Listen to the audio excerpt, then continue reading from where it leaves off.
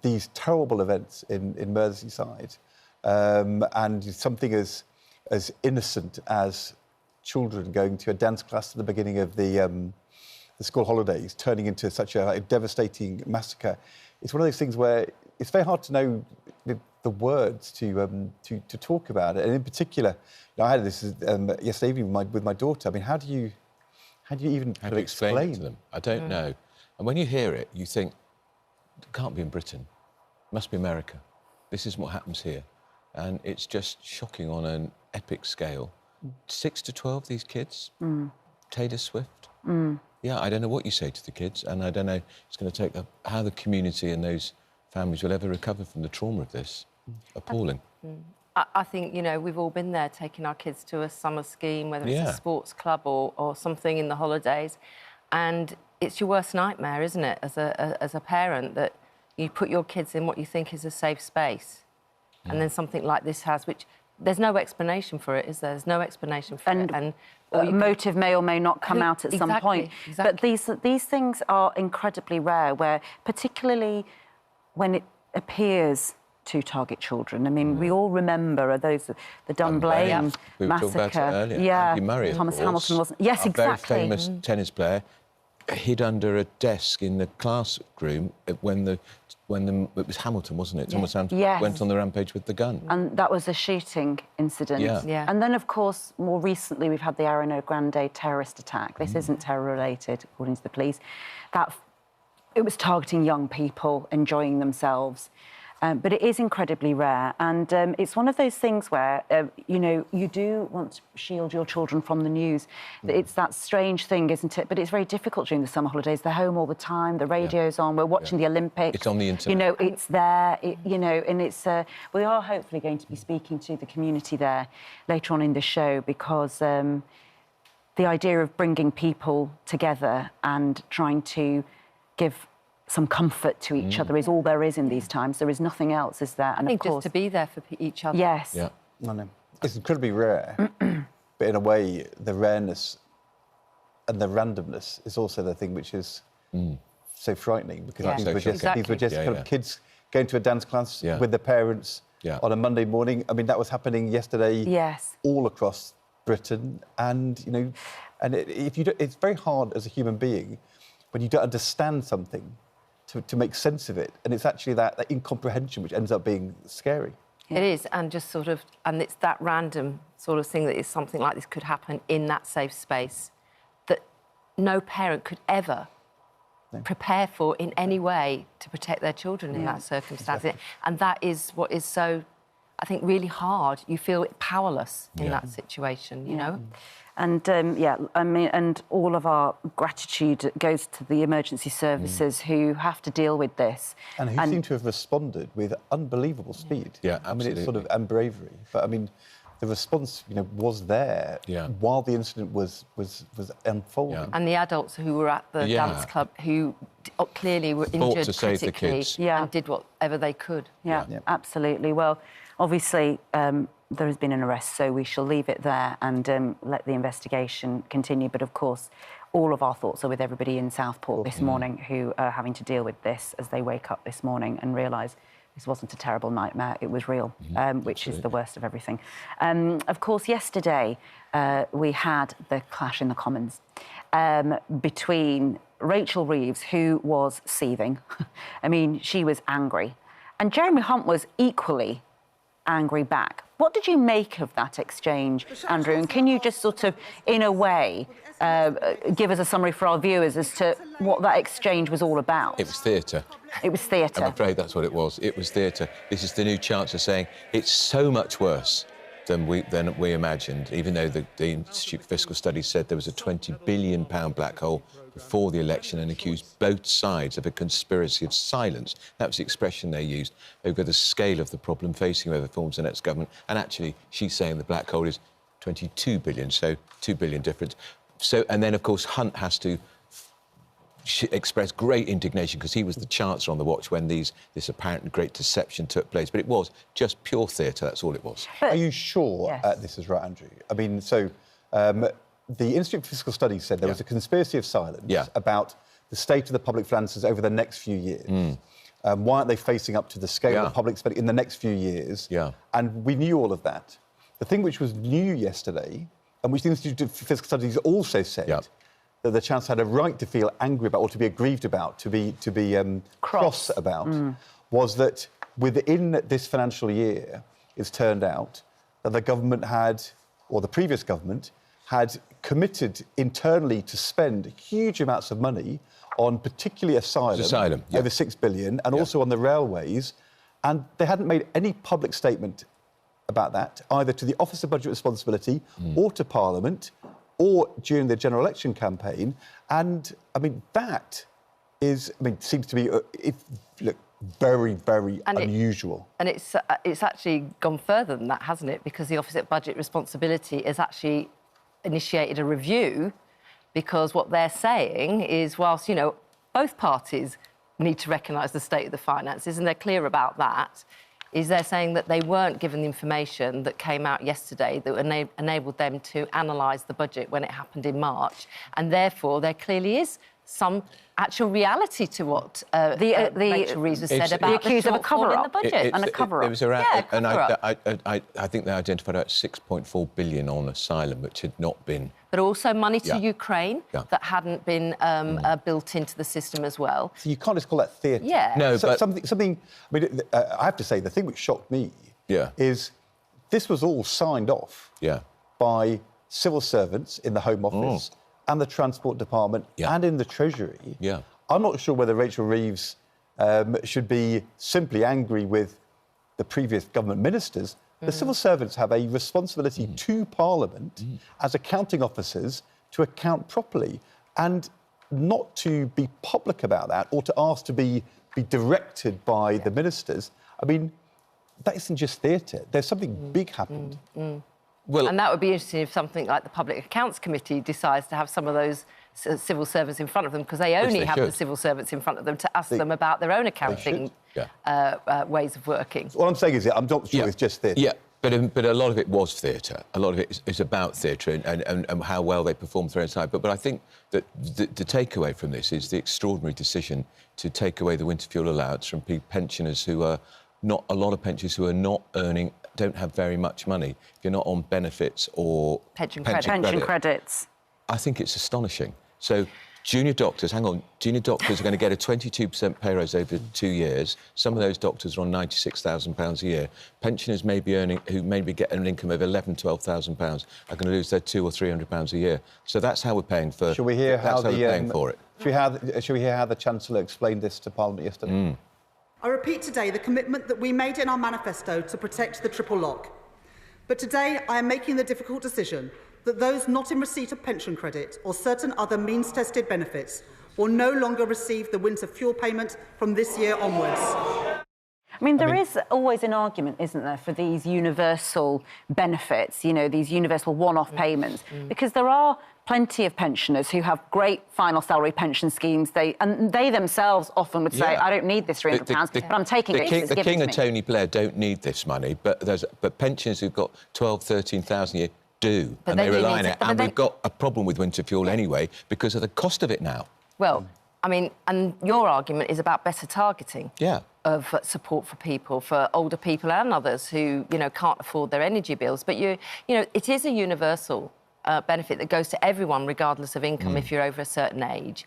And actually, I think there are some tough choices here, and it should be targeted. What needs to, I think, be addressed here is there's some of those pensioners that you're talking about who are entitled to pension credit, but actually aren't signed up. It's about 800,000, apparently. So nearly a million, let's just say nearly a million of those pensioners who are going to lose out. We need to get them onto pension credit. We need to make sure, because if they're on pension credit, they'll get the winter fuel payment as well. And there are cold weather payments, and there's the warm homes discount, other things as well. But, yeah, I mean, I think there's some time between now and the budget in October for Labour to think about, well, what else could they do to target those? And if anybody's watching this morning and knows a pensioner, you say, listen, now is the time to find out whether you're eligible for pension credit. But it's saving such a small amount of money relative, £1.5 billion. And I think this is going to cause real hardship for potentially millions of pensioners, because we're going to go from about 11.5 million pensioners getting it to about 10 million fewer pensioners are going to get this. Of course, pensioners who've got big bucks don't need it. And a lot of those don't take it anyway.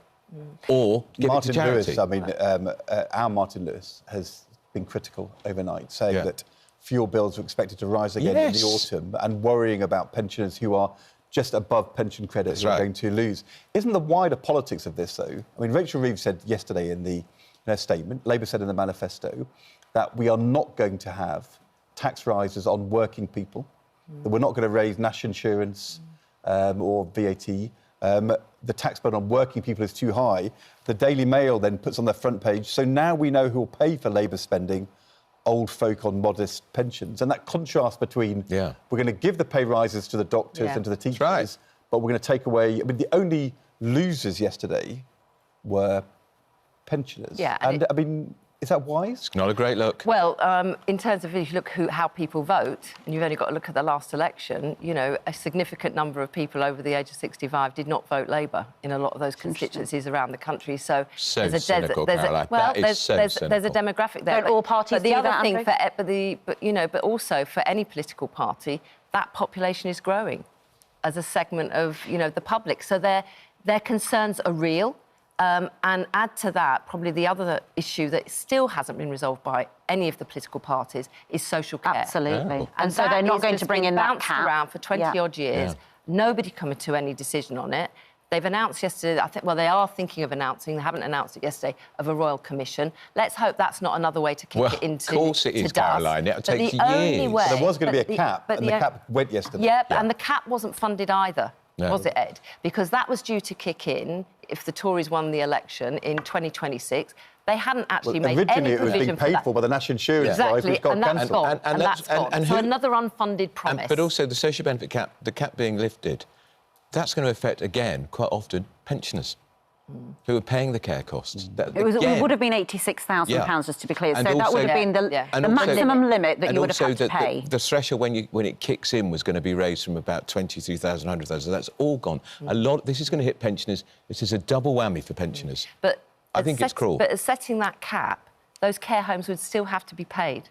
So even if you set the cap at £86,000 for people, which is OK for the person in that sense, they know what the limit is, there's still the underlying care costs to fund those care homes and that support that's there. And that's not been sorted out. Who's going to pay for that? Who's going to pay for that? Billions of pounds. I mean, I think the thing that Institute for Fiscal Studies said was whoever wins the election, there were going to have to be tough decisions, which could be tax rises or spending cuts to sort out the mess. But, of course, if you're a new government, how you go about doing that is what people see.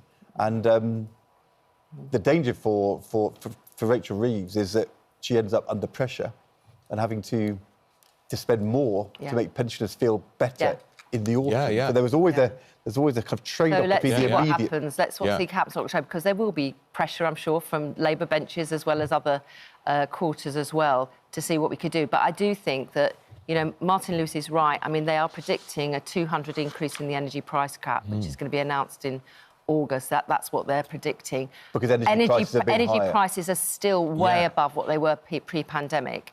And, of course, that affects pensioners, but also lots of low-income families with kids as well. And if there was any way to target support, look at what more can be done for not just pensioners and those, some of that money, that would be worthwhile. It was quite interesting, looking on the Labour benches when she announced the removing of the winter fuel allowance. Disbelief, silence. Yeah, there was a little gasp, I heard. Yeah, absolutely. Because you're not going to cheer that one, are you? And it had been denied specifically by Labour that they were going to do this before. Well, we're getting reaction to this from our viewers this morning. Christine on email is a pertinent one. She says, I'm over 70. I work full-time, not because I want to, but because I have to. And now a Labour government has stopped my winter fuel payment. I rely on this to heat my home. Right, they do. I already pay an extortionate amount of tax on my minimum wage job and my state pension. I have no chance of getting extra benefits. So I hope they sleep well at night in their nice, warm beds. Yeah. And that goes to the heart of the issue that Martin Lewis is saying, is that, there may well be an argument for means testing this winter fuel payment, but actually it's too narrow now. The stream of people who can have it is too narrow. And there are going to be people who only just have just above the limit who are going to struggle really. You've already got charities saying this will be a choice now for some people between heating and eating. And what if we have a really cold winter? Well, there are cold weather payments. Well, they still exist. The cold weather payments. Well, the cold weather payments are there, but I think that is exactly the issue that there's going to get pressure on to look at. Is those pensioners that are just above, like with any of these benefits, they just fall out. But also, as I said, there's a lot of 800,000 pensioners who could get the pension credit. And it is strange, isn't it? And then they get the winter fuel payment. We need to get them signed up. Well. And all the pressure that's been on the Chancellor about the two-child benefit cap at the same time. I mean, you've got poverty in children, you know, essentially. The Joseph Rowntree Foundation, lots of people have said that this two-child benefit cap actually has pushed children into poverty. Then at the other end, you've now got pensioners who are going to feel that they are being punished.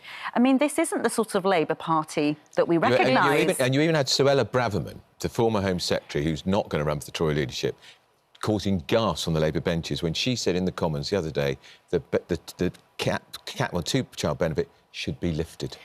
Should be lifted. That's a right-wing Tory saying it, who said there's impact on child poverty. But at the same time, it is clear from yesterday that the Conservative government was promising things that they were kicking down the road to come into effect. Therefore, they didn't have to worry about it till after a general election. We know they had the general election early because they'd given 20 billion away with a national increase, a national insurance which is cut. the same amount as the black hole, exactly. As it happens. And they knew that they had to have an election now because they couldn't actually cut taxes further in the autumn. Why don't we? So it is a bonfire here going on. You know, and at least she's being upfront and honest about why don't we the state hear of the situation. because he's going to be on the programme after 7.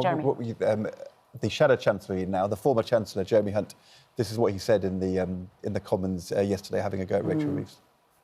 Over 50 times in the election, they told us they had no plans to raise taxes. Now, in a U-turn that will forever shame this Labour government, she is laying the ground to break her word. And when she does, her first budget will become the biggest betrayal in history by a new Chancellor, and working families will never forgive her. Isn't the argument also that Jeremy Hunt was laying the traps for Rachel Reeves months ago? With the view that this national insurance cut, yes, given what we know about the public finances and given we know about what was happening to spending in that year, that national insurance cut was... And Labour completely irresponsible. Labour went along with it. Labour went along with it. And she saw the OBR. The books were quite clear from the Office of Budget Responsibility. They could have said no, but she didn't. Well, look, very, very hard in the run-up to a general election. Yeah. If the Chancellor the Tories got no benefits from the national insurance cut. I mean, look, the polls didn't move. It was a last chance saloon that they were looking at in the run-up to the announcement. In the same way, somebody who Ed Balls knows quite well did a very similar thing in his last budget as before Labour lost power. They brought in the top rate of tax right at the end. A trap. Remember? Yeah, Alistair Darling. Alistair Darling. Yeah. I think that's because... the very last Labour budget? That is right. That is right. And it was a deliberate trap for the next Tory government. Would they get rid of it or keep it? They got rid of it in the end. They did. You mentioned Suella Braverman there. Yeah. Should we talk about the Tory leadership? Yes, everybody's talking about that. No. No, I mean, the issue with Suella Braverman is that she either got the 10 nominations and then decided not to stand. She didn't like them. Or that she didn't get the 10 nominations and couldn't stand, but she's now being lured by Reform, with Lee Anderson, the former Conservative MP, saying, come over, Suella, to the real Conservative Party in the House of Commons. Well, what's in it for her? Because, I mean, there's enough big-profile people in Reform UK, Lee Anderson, one of them, Nigel Farage, another.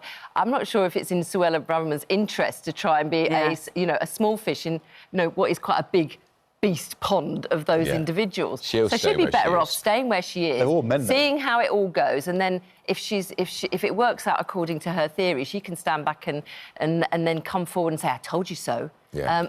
She's got nothing to gain from going to Reform UK. She'll stay in the Tory. So should we go through who's in the running? Yeah. So we've got Kemi Badenoch, Robert Jenrick, we have Mel Stride, James Cleverly, Tom Tugendhat and Priti Patel so far. But apparently the Tory leadership hopefuls will now get a yellow card.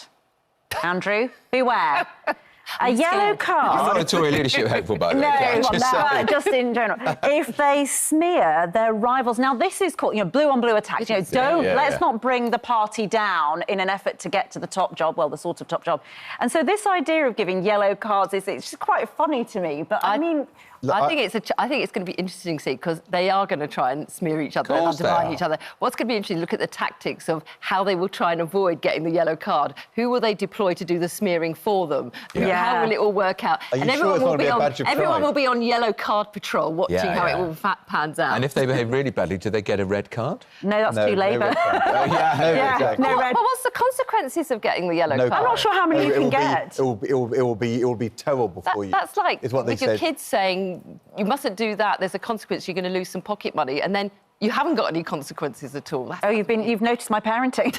I see. That is literally how I am. But that is interesting in a sort of niche way, in the sense that how do you fight for something and claim the others are bad at their jobs and not the right person without saying that these colleagues who I've been working with were all, Well, it would be nice if they could argue from a constructive point of view and make a constructive And I think that's what the yellow card is for, right? But there is a serious point here.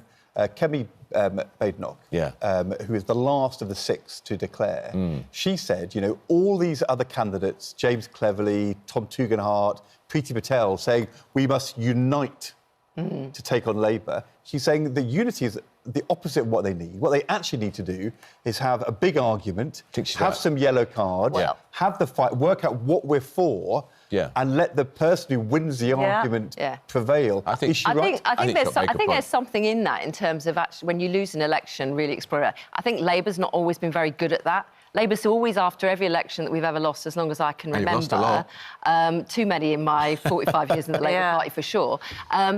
They always have some inquiry, but it's usually a bit of a... But Keir Starmer did change that, though. Keir Starmer went and fought the left and sort of purged and did the whole thing about... He ditched all the policies he was elected on as the leader. 10 pledges. All 10. The 10 of them. pledges went. That's Hang on. He didn't ditch all of them, Andrew. Was it 9? I think it was almost all of them, but not all of them. Quite right. I'm sorry, Yellow that's card. a yellow card. That's another thing, isn't it, about...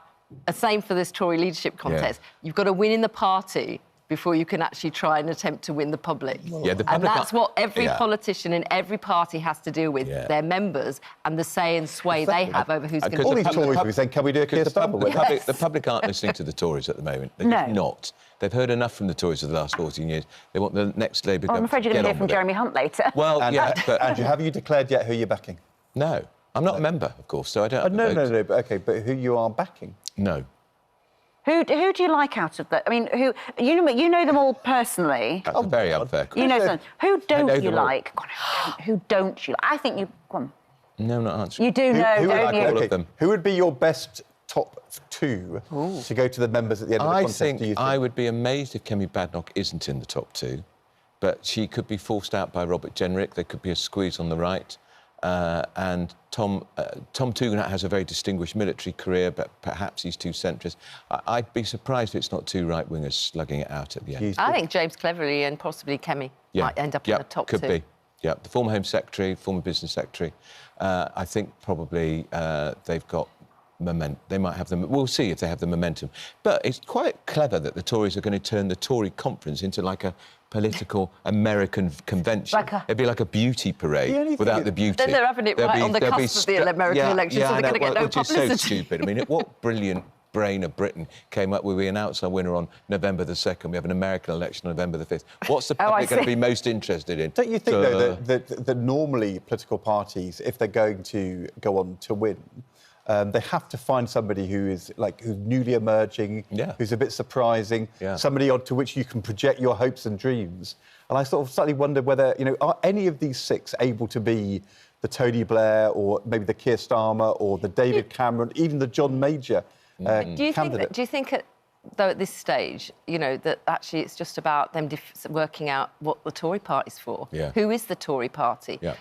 Are they going to embrace more of reform? Is there that? Where are they going to be? And in some ways, it's an internal discussion that's going on. They'll still have to be in the House of Commons, be the official opposition. But it's actually sorting out that. Crisis. And let's be honest, we don't know, and things can change. It's volatile in politics, whether whoever's leader will be the leader. Well, it's interesting, because nobody thought Keir Starmer in 5 years would be able to change the Labour Party and get into power, and anything actually is possible, which I'm sure Rachel Reeves is very aware of. He was within an ace of resigning after Labour lost to Hartlepool. David Cameron, the same in 2005. Really interesting. Thank you. I've got to say, the new innovation.